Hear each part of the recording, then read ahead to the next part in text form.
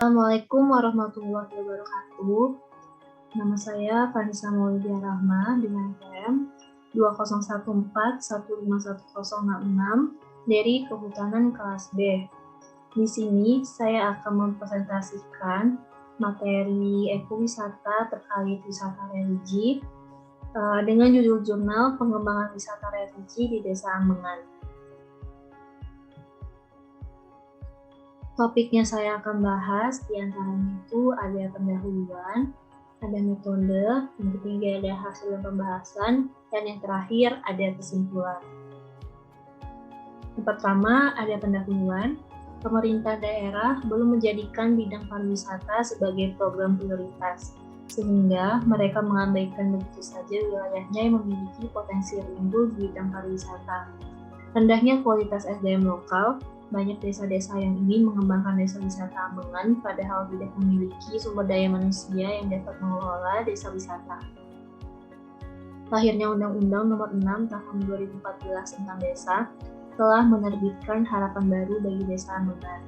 Harapan itu salah satunya ialah bahwa desa bisa mengembangkan potensi yang dimilikinya sebagai bentuk usaha produktif guna meningkatkan kemakmuran warganya. Menurut Tanyani, NKS, tahun 2016, for the Indonesian government continues to boost economic growth in Indonesia in various fields for the sake of the public welfare. Bagi desa-desa binaan yang mempunyai potensi yang besar dalam bidang pariwisata, bisa mengembangkan desa wisata religi. Upaya untuk melindungi kepentingan WNI yang dilakukan melalui perangkat hukum diharapkan mampu menciptakan norma hukum perlindungan kepada masyarakat.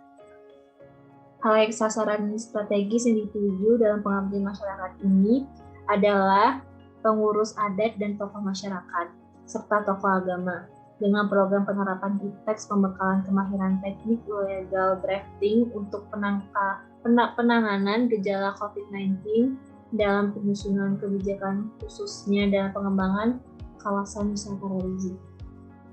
Yang kedua, ada metode. Pelaksanaan program ini diaplikasikan dengan menggunakan jenis metode hukum empiris, mengkaji prinsip-prinsip hukum dan aturan hukum positif yang berasal dari bahan literatur yang ada dalam undang-undang tentang kepariwisataan dan ketentuan hukum. Penelitian ini beranjak dari adanya kesenjangan antara das solemn dan das sein, yaitu adanya kesenjangan antara keadaan teoritis dengan fakta hukum yang terjadi dalam masyarakat. Tidak hanya berpedoman pada teks hukum, yaitu kesenjangan antara law in book dan law in action. Pemetaan keterlibatan stakeholder dapat dilakukan untuk mengetahui peran serta pengaruh stakeholder dalam sebuah sistem atau pengelolaan kawasan ekowisata religi, berkenan pula dengan perancangan kebijakan desa adat yang belum ada selama ini. Stakeholder yang terlibat dalam keterkaitan pengelolaan kawasan adat dan rencana pengembangan ekowisata hutan adat di Desa Ambengan diantaranya Dinas Pariwisata, Dinas Lingkungan Hidup dan Kehutanan, Bapeda, Disdikbud, Kecamatan Sukasada, dan Desa Adat Ambengan.